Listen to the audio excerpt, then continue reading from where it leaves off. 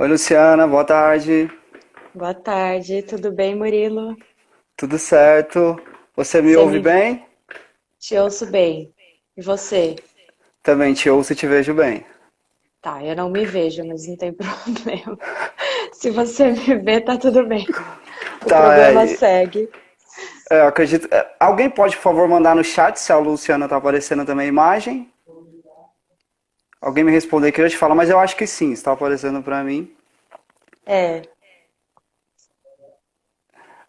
Bom, então acho que a gente pode começar já, né? Lívia respondeu que ouve bem, acho que deve ver bem também. Então acho que a gente pode começar, de modo geral. Estamos tá, aqui tá hoje para mais aparecendo. uma. Estamos aqui hoje para mais uma rodada do nosso ciclo de lives, né? Então aí eu começo apresentando o grupo de modo geral e me apresentando. Então, para começar, meu nome é Murilo, para quem não me conhece. Eu sou aluno da graduação em Licenciatura em Geografia pela Universidade Federal do Espírito Santo e também faço parte do grupo de pesquisa Trabalho e Praxis.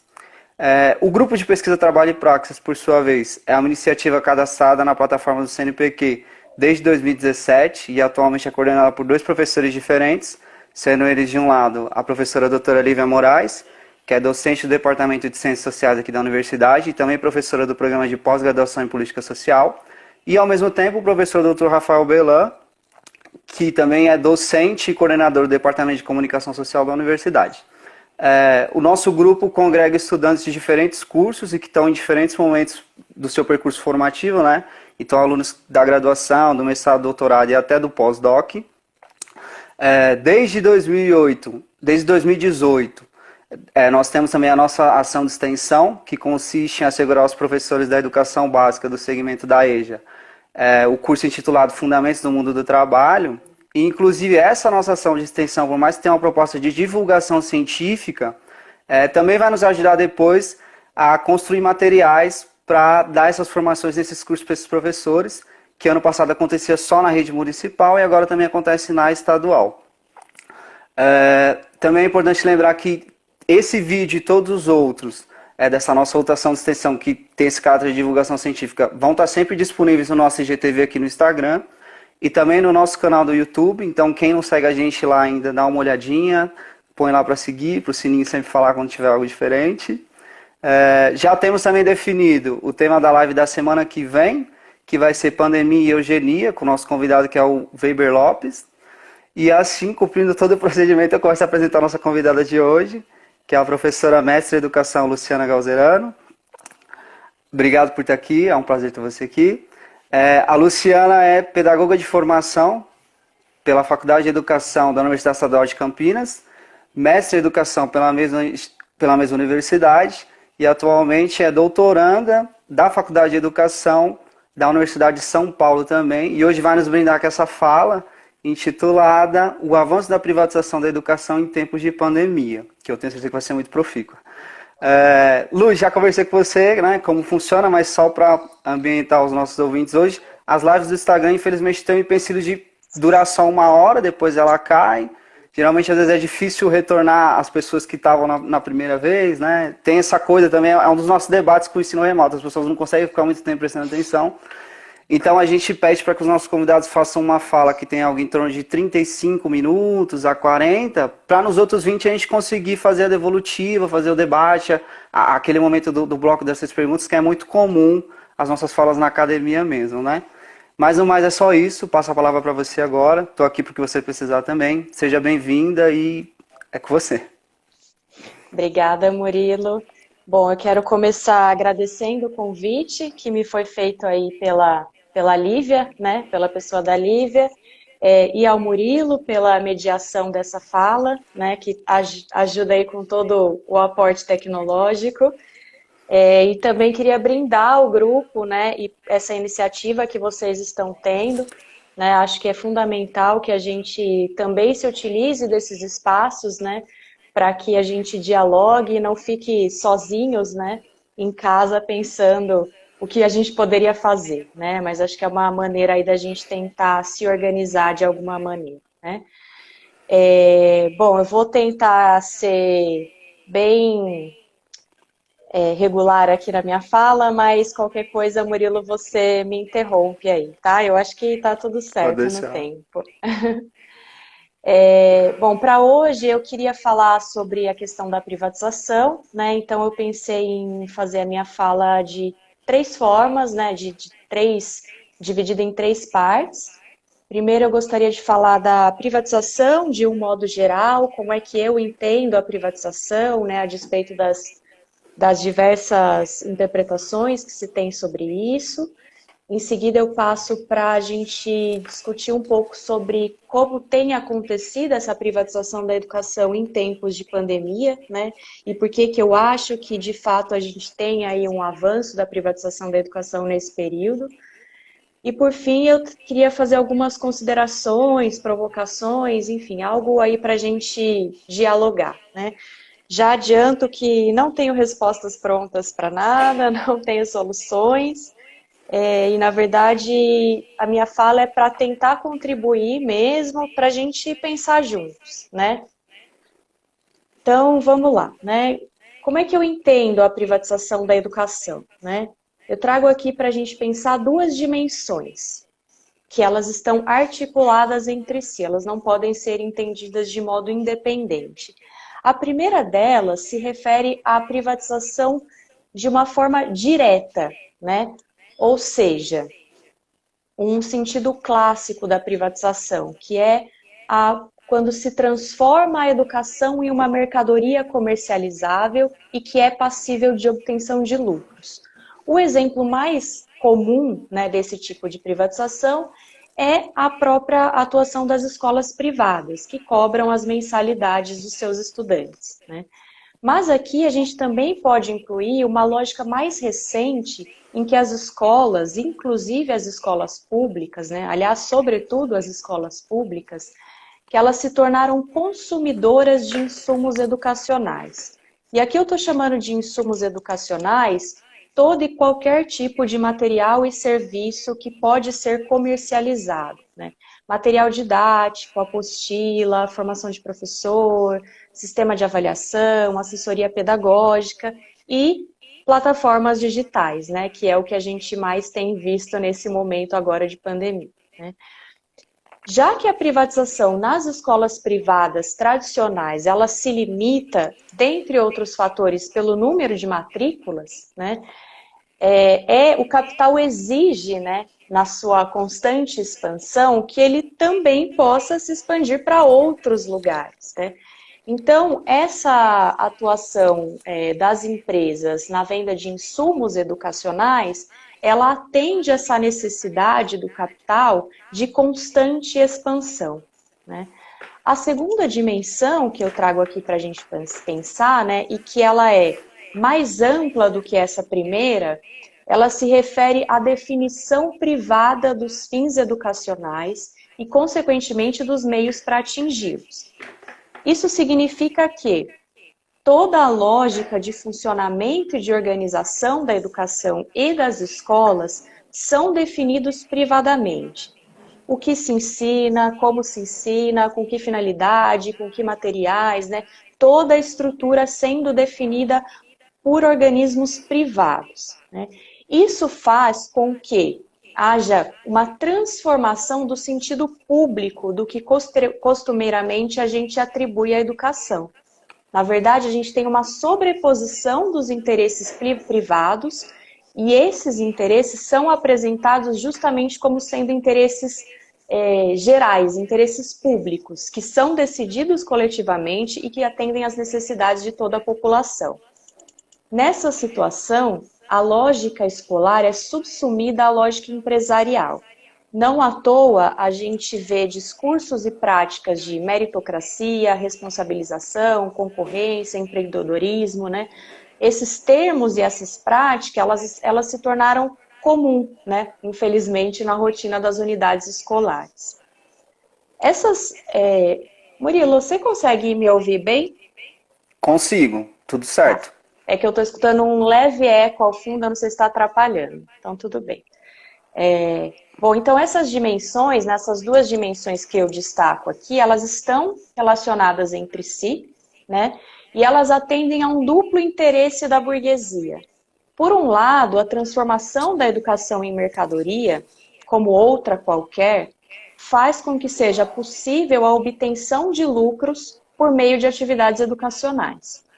Por outro lado, a inserção de princípios e interesses privados na educação, bem como a inserção dos diversos insumos que eu destaquei aqui, proporciona que a burguesia controle ideologicamente as escolas, o que é fundamental para o desenvolvimento e manutenção da sua hegemonia.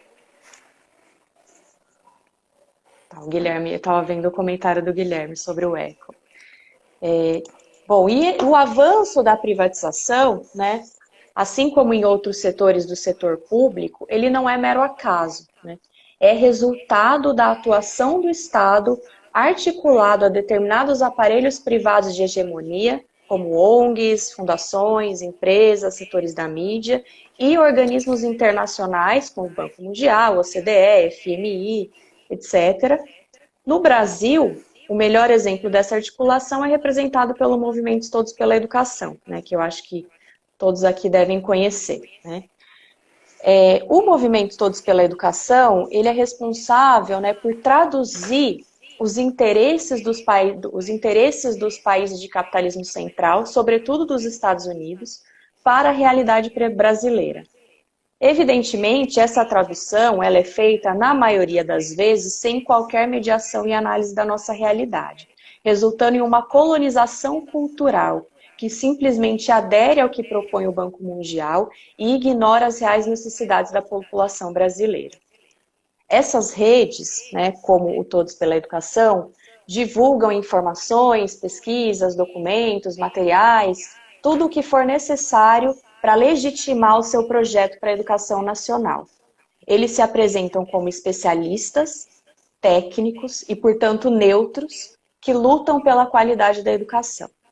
Entretanto, essa qualidade que é defendida por esses setores nada tem que ver com valorização de profissionais, aumento de investimento, respeito à liberdade de ensino, apoio à gestão democrática, favorecimento da transmissão de conhecimentos historicamente acumulados e tantos outros princípios que nos são caros, mas que são taxados por eles de ideológicos e corporativistas, né? Então, eles são os técnicos e neutros, enquanto o lado de cá, sobretudo os setores da esquerda, são corporativistas, ideológicos, doutrinadores e assim por diante, né? Não preciso repetir aqui o que a mídia diz todos os dias, né? A qualidade para eles, então, é aquela que tem resultados quantificáveis, seja pelos resultados de avaliações de larga escala, seja pelo atendimento às demandas do mercado.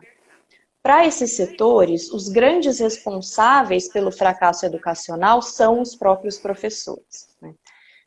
E embora possa haver divergência entre os diferentes setores que compõem essas redes, né, não dá para a gente falar que são setores homogêneos, né, há divergências entre eles, mas não há dúvida de que há uma pauta que os une, né, que é o desenvolvimento e a manutenção da hegemonia burguesa, né? Então, eles farão o que for necessário para que se mantenha essa hegemonia. Nas últimas décadas, a crise estrutural do capital e o consequente avanço das ideias neoliberais tem causado a intensificação da privatização da educação em todo o mundo. Ademais, a privatização da educação ela tem se tornado cada vez mais complexa. E apesar das diferenças nos diversos contextos, nos países, né, a gente identifica semelhanças nesses processos de privatização, né? Eu tenho trabalhado com 3 tendências que caracterizam a privatização da educação no capitalismo contemporâneo, né? A primeira delas é a concentração e a centralização de capitais. Então, um grupo que compra outro, que compra outro, que compra outro, que compra o seguinte, e assim vai crescendo, né? E aí, quando não dá mais para crescer, eventualmente eles se juntam, né? Então, num processo de aquisições e fusões, né, de grandes grupos formando grandes conglomerados na educação.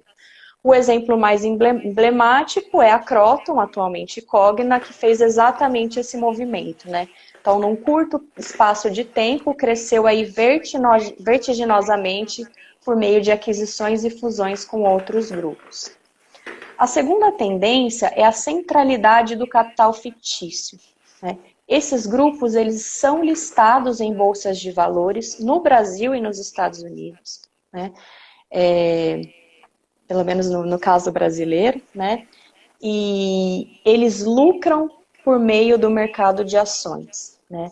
Então, o capital fictício, ele passou a ter uma importância significativa nesses grupos, né? Eles não lucram apenas com as suas atividades educacionais, eles também lucram por meio do mercado de ações, né?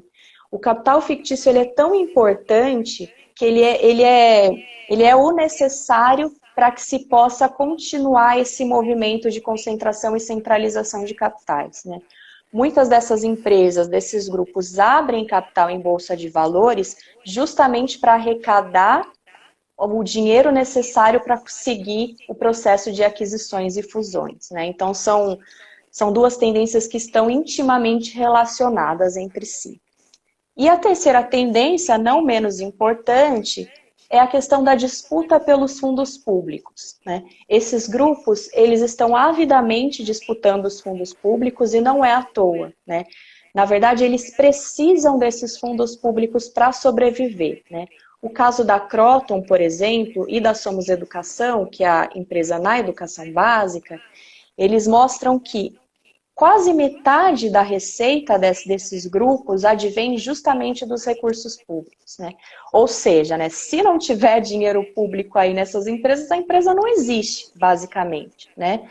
Então, elas precisam disso para sobreviver, né? E, então, nessa lógica, né, a gente pode dizer que o Estado, ele desempenha um papel fundamental nesse processo, né? A rigor, a gente poderia dizer que o Estado, ele financia direta e indiretamente o lucro capitalista.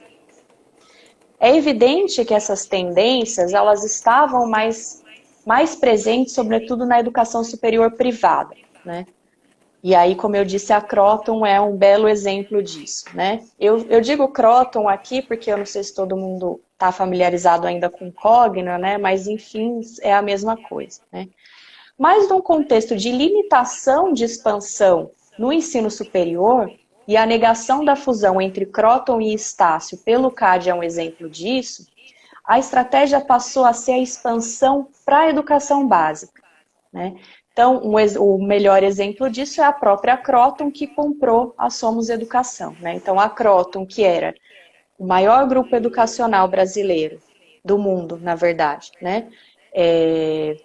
No ensino superior, comprou a Somos Educação, que era o maior grupo empresarial de educação no Brasil, né, na educação básica.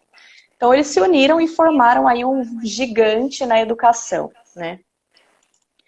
Bom, e se no ensino superior a gente vê aí uma possibilidade não, né, um entrave para essa expansão, na educação básica é justamente o contrário, né. As políticas curriculares têm ganhado cada vez mais destaque, já que a padronização que elas proporcionam, né, cria um nicho de mercado que possibilita a venda de todo e qualquer tipo de mercadoria, de material para as escolas públicas e privadas, né? Então, aí, esses grupos conseguiram enxergar, né, o potencial que foi criado na educação básica e já logo pensaram em mudar a estratégia de expansão, indo também para a educação básica. Não há dúvida, portanto, que a aprovação de políticas como a Base Nacional Comum Curricular e a reforma do ensino médio, ambas com centralidade das competências socioemocionais, elas proporcionam, né, elas são responsáveis, né, por padronizar, né, os conteúdos escolares, justamente proporcionando aí, oportunizando a venda dos materiais que, ao mesmo tempo que esvaziam o conhecimento escolar, servem para conformar a classe trabalhadora, né? E essas políticas, elas servem como uma alavanca para o avanço da privatização da educação brasileira, né? Esse processo, portanto, né, ele já estava em curso, né, aí nas últimas décadas. Mas com a pandemia de Covid-19, né, a gente teve uma intensificação, né? A pandemia de Covid-19, ela intensifica esse processo que já estava em curso. É muito provável que a gente atinja aí um grau de privatização da educação nunca visto em nossa história. Pelo menos não tão rapidamente e nessa intensidade que provavelmente vamos ver, né? Isso porque nós temos assistido ao avanço do uso de materiais didáticos e de plataformas digitais de empresas ou fundações privadas por escolas públicas e privadas em todo o território nacional. E é claro que, se no momento inicial, né, pode ser que não haja um lucro imediato com a venda desses serviços, pelo menos no setor público, né, já que muitas dessas plataformas fizeram aí contratos de doação, né, não há dúvida de que num futuro próximo a cobrança disso vai chegar, né? Além disso, as decisões envolvendo as políticas educacionais emergenciais para esse período estão sendo tomadas privadamente, com privilegiamento dos supostos especialistas, representantes de empresas e fundações, né? Então, aqueles especialistas, supostos especialistas técnicos neutros que eu estava mencionando abaixo, estão justamente aqui, né? Então, a gente vê um avanço de ambas as dimensões que eu citei no início da minha fala, né? Atendendo aos interesses burgueses, tanto de lucro quanto de interesse ideológico, né? De controle ideológico. E aí, para ilustrar essa situação, né, eu vou apresentar aqui alguns dados e tentar recapitular algumas das decisões que foram tomadas nesse período, né? Desde o início da pandemia, as escolas do mundo tiveram que fechar suas portas temporariamente para atender às medidas de distanciamento social. Desde então, diversas normativas e documentos têm circulado nas redes de ensino sobre o que fazer diante dessa situação. No Brasil, apesar da diversidade das nossas redes de ensino, sejam públicas, sejam privadas, em geral a gente passou por 3 fases. Primeiramente, se adotou medidas para antecipação de férias, recesso, feriados, enfim, achando que eventualmente esse período usando, né, esses recursos seria suficiente para depois tudo voltar ao normal, né? Mal sabíamos nós que estaríamos aqui em setembro ainda confinados dentro de casa, né? Depois, as escolas foram submetidas a uma adoção forçada de diferentes atividades de ensino remoto, né? Seja plataforma, WhatsApp, televisão, mesmo atividade impressa, enfim. Teve que se criar aí algum mecanismo para atender essas crianças de forma remota. E agora a gente enfrenta uma pressão pela reabertura das escolas e a adoção do que se chama ensino híbrido, né? Que seria aí uma conjunção de ensino presencial e ensino remoto, né? Uma parte se faz presencialmente, outra parte se faz em casa, né? De modo geral, as diversas medidas, elas foram adotadas na ausência de diálogo com aqueles que estão envolvidos diretamente com o cotidiano escolar. Professores, famílias, alunos, coordenadores, funcionários, etc. Quem ocupa o lugar privilegiado, né, para discutir essas medidas são os setores ligados ao empresariado. E aí, de novo, tem destaque o Todos pela Educação, na figura da Priscila Cruz, e os seus diversos parceiros, né, Instituto Ayrton Senna, Fundação Lehman, Instituto Unibanco, entre outros. As universidades e as escolas públicas, elas não apenas não são ouvidas, elas também são acusadas de estarem de braços cruzados, esbravejando de modo irracional contra a adesão ao ensino remoto e agora contra a reabertura das escolas, né? Como se todos estivéssemos em casa sem fazer nada, né? A ideia que está sendo amplamente difundida é que o ensino remoto inicialmente e o ensino híbrido, né, mais recentemente, são as únicas soluções possíveis para barrar a intensificação das desigualdades educacionais. Evidentemente, nós não estamos falando de qualquer ensino remoto ou qualquer ensino híbrido, mas dos projetos que são defendidos por organismos internacionais e que são traduzidos para a realidade brasileira pelos nossos empresários ligados ao Todos pela Educação. Ao tratar, né, essas questões, né, o ensino remoto, como a única alternativa possível, eles desqualificam o saber docente acumulado ao longo dos anos, como se os professores fossem seres infantilizados que não sabem o que fazer com seus alunos, né? E ainda os responsabilizam de estarem prejudicando os educandos e contribuindo com o aumento das desigualdades. Ora, se algum profissional pode opinar em situações como essa, né, em situações de crise, é justamente aquele que mais conhece a realidade escolar, que é o professor, né? Ao mesmo tempo, a gente observa um movimento que pretende tratar os professores como heróis, né? Que são capazes de solucionar todas as mazelas da educação apenas com amor e uma salva de palmas, né? Lembremos o movimento da Fundação Lehman, que pretendia aí fazer aquela coisa de aplaudir o professor na janela, né? Uma manifestação ridícula, né? A desqualificação do trabalho do professor, ela não é um acaso, né, nesse projeto, né? Ela é necessária, né? Ela é necessária para que seja possível à burguesia fazer avançar os seus projetos educacionais. A difusão do discurso da necessidade de ensino remoto alia-se à disseminação da ideologia do empreendedorismo. A ideia transmitida pela mídia nesse momento de pandemia é que a pandemia está te dando a oportunidade perfeita para empreender. Você só não está aproveitando porque você não quer, né? Basta lembrar que logo no início da pandemia, que o nosso caríssimo Jorge Paulo Lemann disse que a crise traz oportunidade, né? Oportunidade para quem? A gente sabe, né? Nesse momento de confinamento, em que a tecnologia se torna cada vez mais essencial, muito provavelmente a gente vai acompanhar aí um crescimento vertiginoso na criação de startups ligadas à tecnologia, né? Ainda mais do que a gente já vinha vendo, né?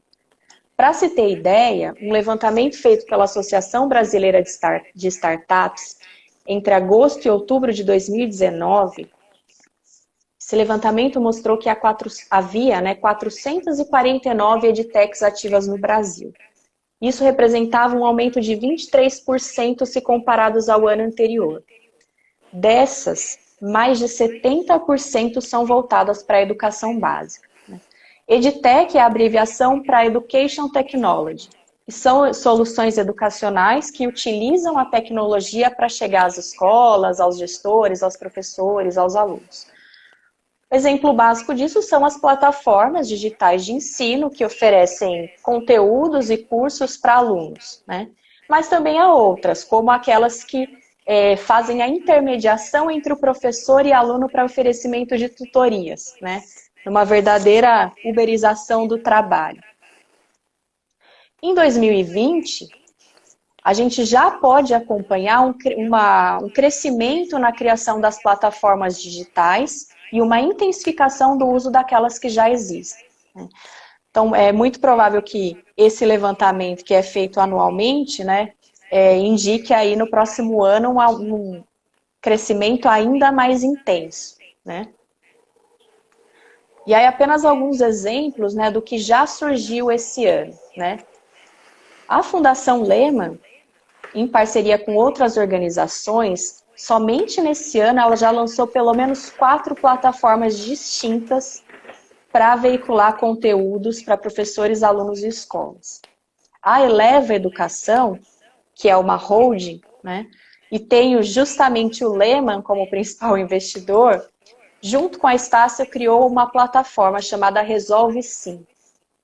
O Grupo Santillana criou o Maratona.edu e já possuía o Smart Lab. A Somos Educação, de propriedade da Croton Cogna, possui uma plataforma denominada Plural, que, se não me engano, foi criada em 2013, né? E essa plataforma se tornou a maior plataforma de ensino digital do país durante a pandemia, tendo triplicado o número de estudantes atendidos, atingindo cerca de 1,3 milhão. Sobre essa plataforma, a Somos Educação declarou em seu site o seguinte: nesse momento de incertezas e distanciamento, o Plural é mais do que uma plataforma, é a escola acontecendo online, com uma educação de perto, mesmo de longe. Daqui a pouco eu comento sobre isso. Na rede estadual paulista, foi criado o Centro de Mídias de Educação de São Paulo, que realizou parcerias aí com diversas plataformas de ensino. É fato que nesse momento inicial, essas parcerias elas aconteceram por contratos de doação, né? Então não implicando ainda uma transferência direta de recursos públicos para esses grupos, né? Mas isso não significa que nós estejamos livres dessas cobranças num futuro muito próximo. Essas iniciativas, elas estavam mais restritas ao ensino privado, inicialmente, né? Mas algumas delas já apontavam em 2019 que a inserção de plataformas no ensino público era um desafio a ser enfrentado. E era necessário buscar estratégias de negócios viáveis para que isso pudesse acontecer, né? E uma dessas estratégias, né, veiculada naquele momento era justamente iniciar por meio de contrato de doação, né? Então aí, ao que parece, a pandemia solucionou esse problema, né? É muito provável que muitas dessas pequenas startups sejam incorporadas aos grandes grupos educacionais já existentes, né? Naquele movimento que eu falei de concentração e centralização, né? E aí vai servir para mais um negócio no portfólio de atividades que geram lucros aí para os grandes grupos, inclusive no mercado financeiro. Há, portanto, uma disputa nas redes de ensino, inclusive as redes públicas, que devem aderir ao ensino remoto ou ao ensino híbrido pelas diferentes plataformas digitais existentes ou que ainda podem vir a ser criadas, né? Nesse contexto, os meios educacionais ganharam centralidade. Primeiro se vende a plataforma, depois se decide quais são os fins educacionais a serem atingidos, né? Então, a fala da Somos Educação sobre a plataforma é exatamente isso, né? Quando você diz que a plataforma é a educação acontecendo online, você está dizendo que o meio, né, é muito mais importante do que o objetivo, né? Então, isso é um problema muito grave, né?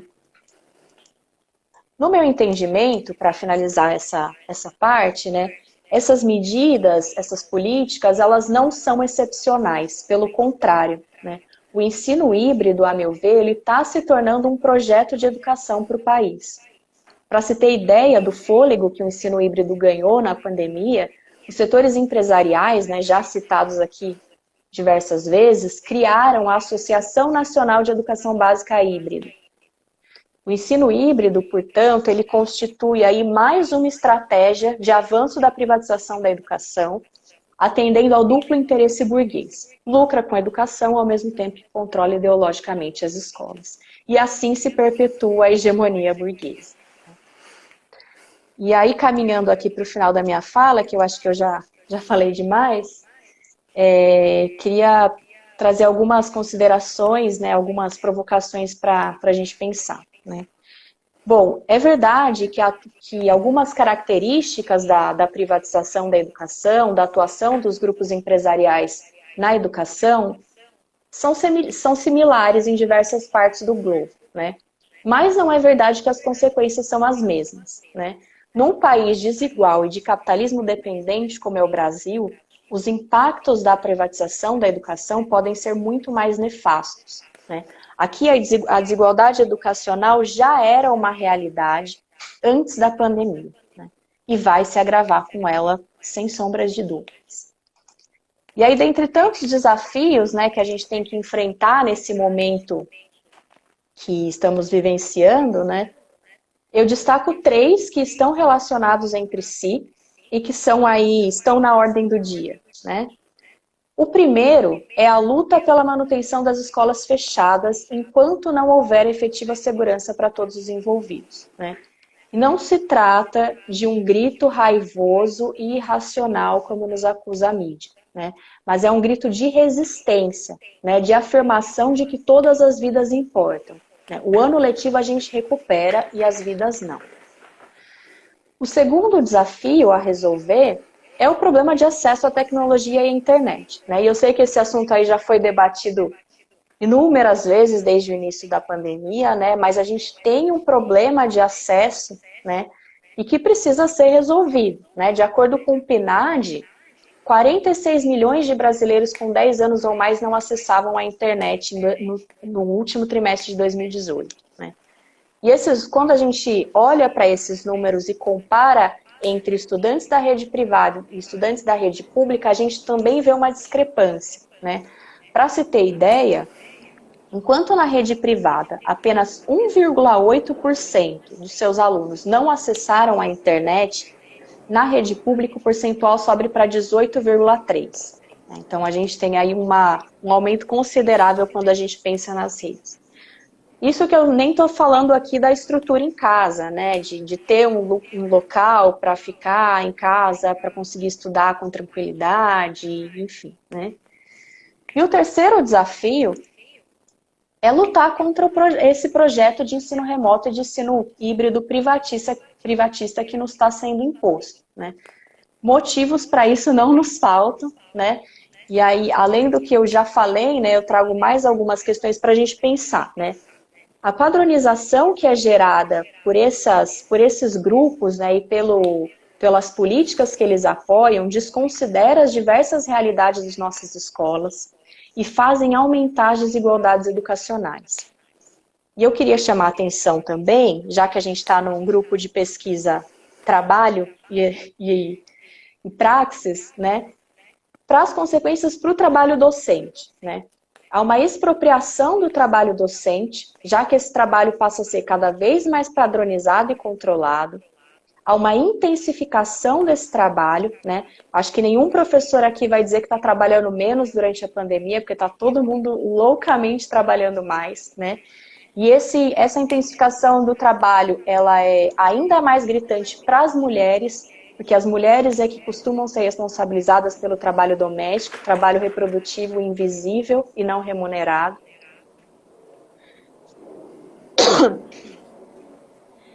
Não há qualquer separação entre a esfera privada da nossa vida e a vida no trabalho, né? Uma vez que a gente disponibilizou o WhatsApp para alunos, para mãe de aluno, para família de aluno, né? A gente sabe que tá ficando, é uma loucura, né? Eu estava no fim de semana mesmo conversando isso com umas amigas que trabalham na rede, e elas diziam assim, eu tive que ceder, porque era a forma que eu tinha para encontrar, que eu consegui contatar os meus alunos, né? Mas as consequências disso para a vida privada dos professores são muito graves, né? O trabalho é custeado pelo trabalhador, então a gente tem que pagar internet, equipamento, energia. E o mais grave de tudo, se é que já não estava grave, né? É que o professor ele passa a ser cada vez mais substituível, né, por essas plataformas, né? Já há exemplos de demissões, de reduções de jornadas de trabalho em diferentes redes públicas, privadas, educação básica, ensino superior, né? Nós vamos ser substituídos, né, se a gente não fizer nada, né? Até porque o tipo de ensino que esses grupos defendem não precisa mesmo de um professor, né? Basta que tenha lá uma plataforma, uma aula gravada, e você reproduz isso até não aguentar mais, né? Bom, e além de resistir, né, para finalizar mesmo agora a minha fala, né, a resistência por si só ela não é suficiente, né? A gente precisa construir coletivamente um projeto para a educação, né, nacional. No interior das unidades escolares, que seja um projeto que seja discutido coletivamente, né, com todos os envolvidos, seja na educação básica, seja no ensino superior, para que a gente recupere o sentido público da educação e da escola pública, né, que atenda às reais necessidades do povo brasileiro, sobretudo da classe trabalhadora. Bom, era isso que eu tinha para dizer, falei demais, desculpa, e estou à disposição para a gente conversar. Não, te falar que na verdade você foi cronometrado, assim, são 5h40 agora, exatamente. Ah, então ótimo, respeitei. E aí a gente tem algumas perguntas que eu vou fazer, mas antes eu só queria fazer um comentário, que eu também pesquiso essa temática, né? E recorrentemente se diz que a parceria público-privada seria uma das soluções para a educação, porque você nem privatiza e nem estatiza. Quando a gente vê que historicamente, na verdade, é ao contrário, né? Isso faz com que os aparelhos privados de hegemonia que mandem na política pública. Então foram eles que decidiram como ia ser o currículo da educação básica, que é a BNCC, né, que corporifica os interesses dos organismos internacionais. Decidiram como vai ser a formação de professores também decalcada desse tipo de política. E agora são eles que estão decidindo como vai voltar as aulas, né? Em São Paulo, o governo quer de todo jeito voltar. Já tem várias pesquisas que comprovam que os pais são contrários a isso. Mas quem manda na política pública são os grupos privados das escolas particulares que são irrisórios, né? Que tem uma concessão pública. Então é muito elucidativa a sua fala nesse sentido. E aí a gente tem 6 perguntas, eu vou fazer 2 blocos então de 3 e você vai respondendo como der. Tá. A primeira pergunta é da Lívia. Ela pergunta assim: você pensa que há posicionamentos ideológicos divergentes entre grupos como a Croton e o Todos pela Educação? A segunda pergunta é da Mercedes, que também faz parte do nosso grupo. Ela pergunta o seguinte: quais contradições podemos enxergar nessa disputa intraclasse burguesa? E a terceira pergunta para fechar é do Fagner, que também faz parte do nosso grupo. Ele inquere o seguinte: você consegue enxergar algum limite hoje para a expansão desses conglomerados?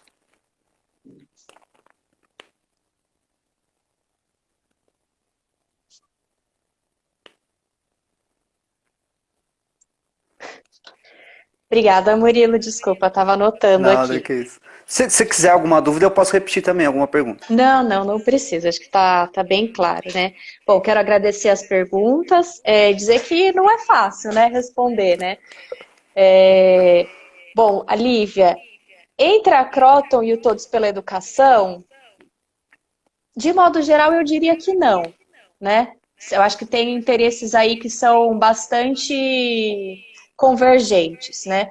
Agora, de qualquer forma, precisaria fazer uma análise mais detalhada sobre o Todos pela Educação, porque de fato é um conglomerado muito grande, né?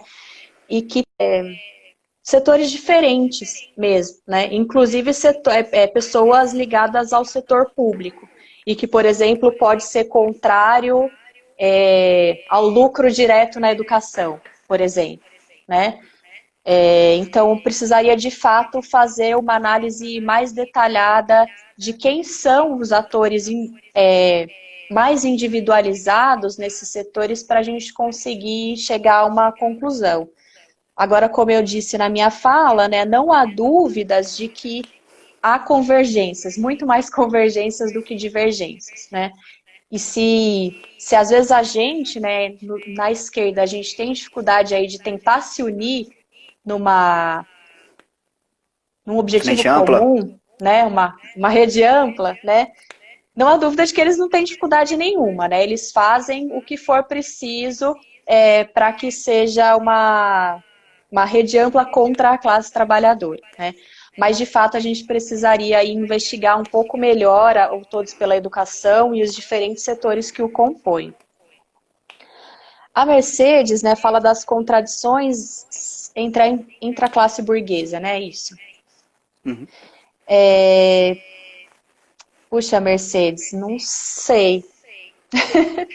Eu acho que existe contradições, né, entre eles, não é um bloco homogêneo, né, mas não tenho elementos aqui para te responder com certeza, né, precisaria estudar mais a esse respeito.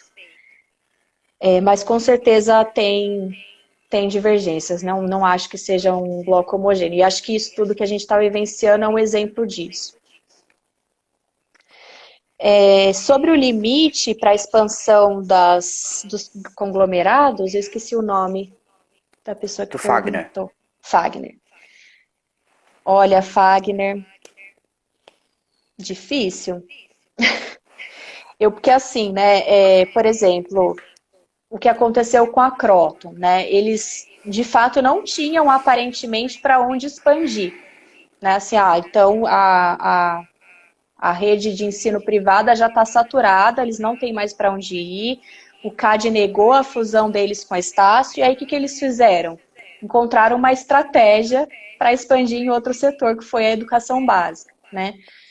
Então, me parece aí que, como a lógica do capital é de constante expansão, os grupos eles vão encontrar caminhos para que isso seja possível, né? talvez a gente não consiga visualizar isso agora, né? Porque a impressão que a gente tem é que, assim, vai crescendo, vai crescendo, vai crescendo, chega uma hora que não tem mais para onde ir, né? Então aí estaciona, né?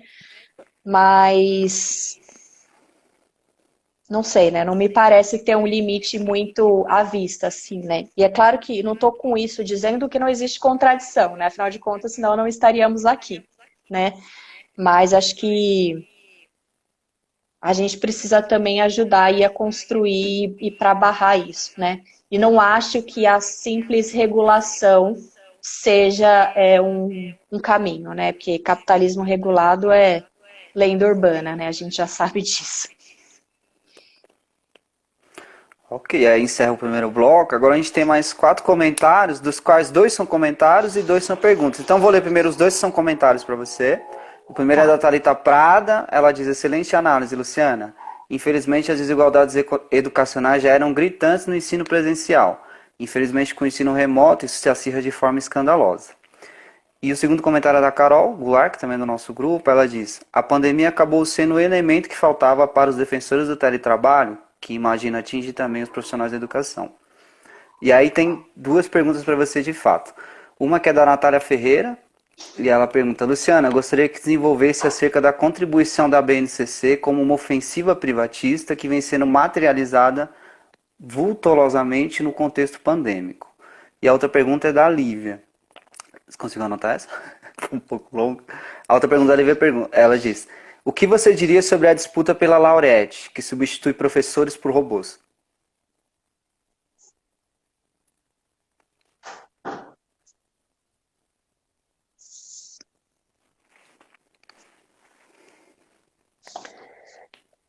Bom, Thalita, de fato, a gente já tinha um quadro de desigualdades gritante que vai ficar pior e não vai mudar, na verdade, se a gente continuar dessa maneira, né? Porque não é interessante ao capital e a esses grupos empresariais que a gente combata a desigualdade, né? Então, esse discurso, na verdade, que eles fazem de que eles estão preocupados com isso e, inclusive, acusam os professores de não estarem preocupados com a desigualdade, né? Na verdade, é falacioso, né? Porque o que eles mais querem é que se mantenha essa desigualdade, né? Carol, acho que sim, né? Acho que sim, concordo com você. Acho que a pandemia aí ela serve como um impulsionador, né, para os defensores do teletrabalho, né? Inclusive na reforma administrativa, eu vi que tinha lá a possibilidade, né, de alguns setores que não retornariam mesmo ao trabalho, e não só não retornariam, como eles iam ter que arcar com os próprios custos do trabalho. Então, assim, eles vão trabalhar em casa e vão ter que pagar por isso, né, legalmente, né? Então, assim, de fato, o teletrabalho, ele libera o capital, né, de pagar uma parte, né, da reprodução do trabalhador ainda maior, né?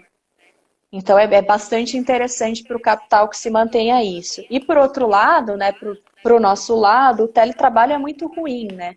Não, além de todas as questões que eu mencionei aqui sobre a gente ter que arcar com todos os custos, não tem separação entre vida privada, vida pública, né? A gente não consegue se organizar quando a gente está longe uns dos outros. A gente tem mais dificuldade para se organizar, né?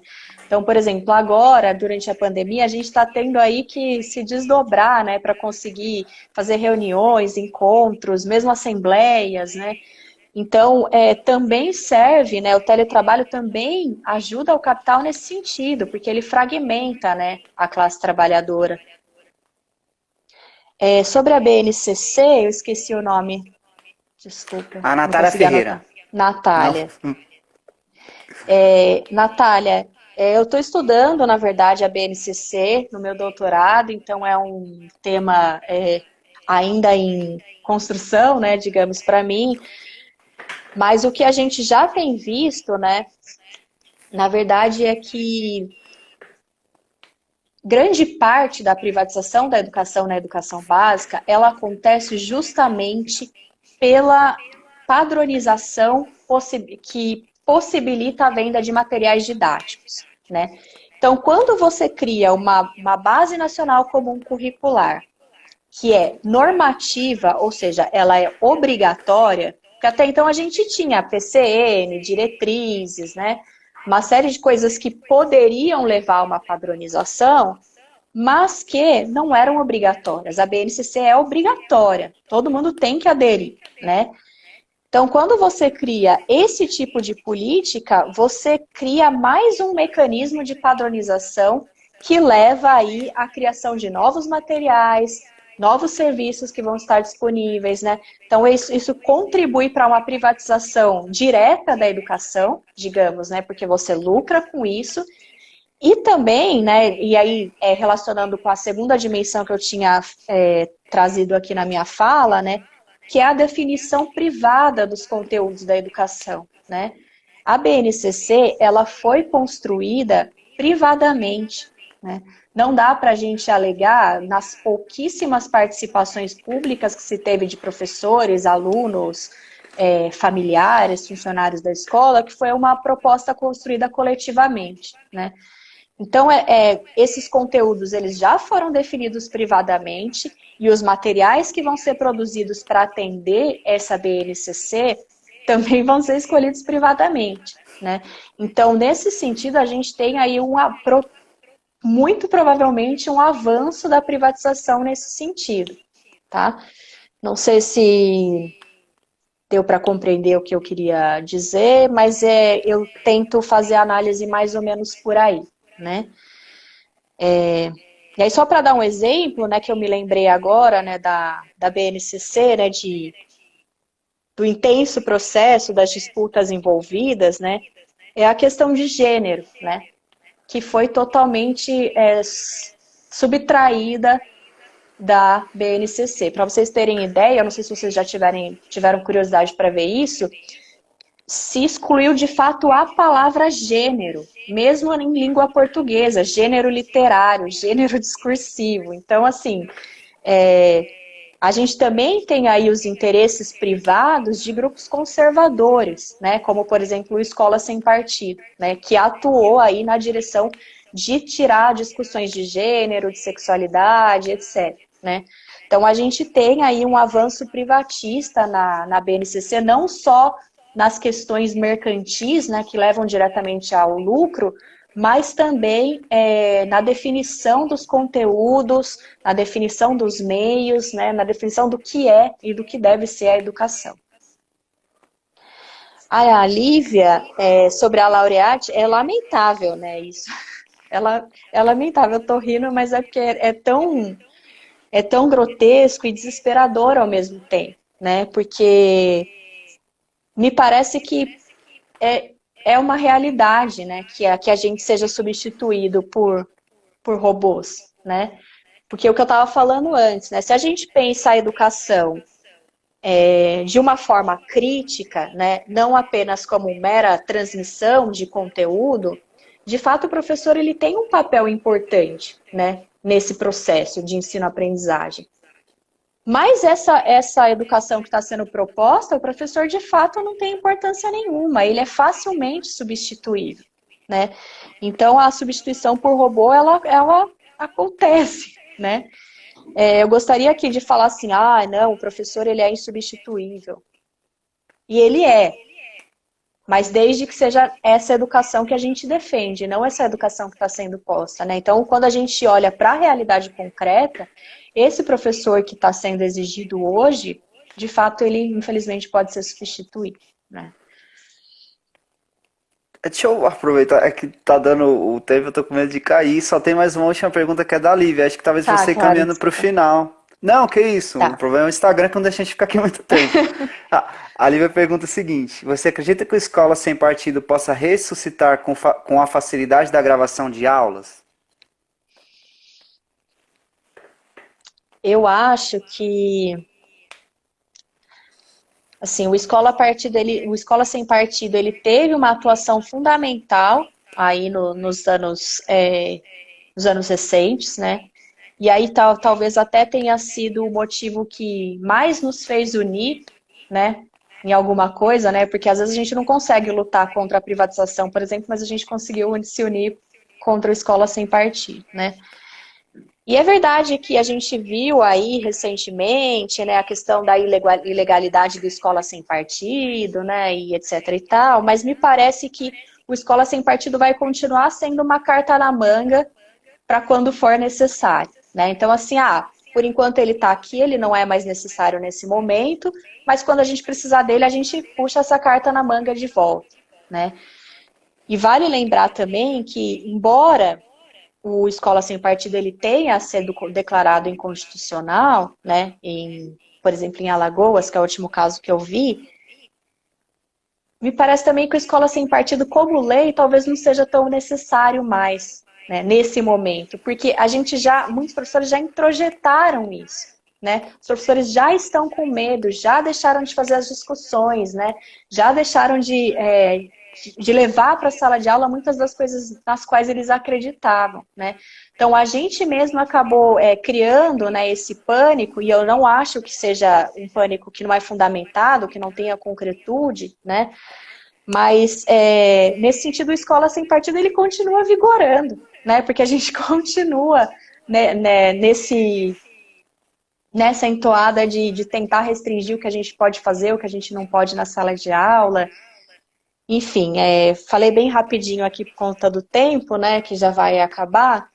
E antes que o Instagram me derrube, eu quero agradecer demais a oportunidade de estar aqui conversando com vocês, né? Como eu disse, não tenho respostas prontas, né? E também não tinha a intenção aqui de parecer pessimista demais, né? Mas dizem que, na verdade, os críticos é que são os otimistas, né? Então, eu acho que a gente fazer a crítica ela é fundamental para que a gente tenha, que a gente consiga tomar posição, né, e consiga construir coletivamente, né? Então é isso. Queria agradecer e espero contribuir mais em breve e preferencialmente presencialmente.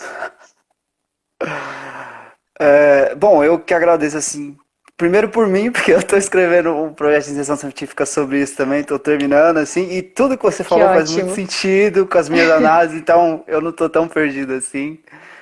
Pelo grupo, queria falar também, no nosso grupinho do WhatsApp aqui, todo mundo está elogiando muito, acho que a Lívia depois vai te retransmitir tudo isso. Mas Que que bom. mostra o quanto essa análise é importante, né? Como você falou, muitos dos membros e membras do nosso grupo são alunos dos cursos de licenciaturas e que vão estar diante desse processo de precarização do trabalho. Então a gente tem que saber como ele funciona para saber como agir contra ele também. Então, assim, mais do que nunca a sua fala é muito ímpar nesse sentido e muito importante. E aí eu caminho para encerrar mesmo. Obrigado. Volte outras vezes sempre que puder. É um prazer sempre te ouvir. Volte na semana que vem também, se puder, ou as outras pessoas que aqui estão, para a nossa próxima live. E a gente continua aqui. E aí eu vou encerrando os trabalhos então. Vou subir o vídeo lá para a plataforma. Quem quiser rever e ver. Muitas pessoas estão falando aqui que precisam ver ele de novo para fazer um fichamento sobre as coisas que vocês falaram. Vai estar no nosso IGTV e também no YouTube. Obrigado a presença de todos e todas, principalmente a sua, Luciana. Até a próxima. Muito obrigada, gente. Até a próxima.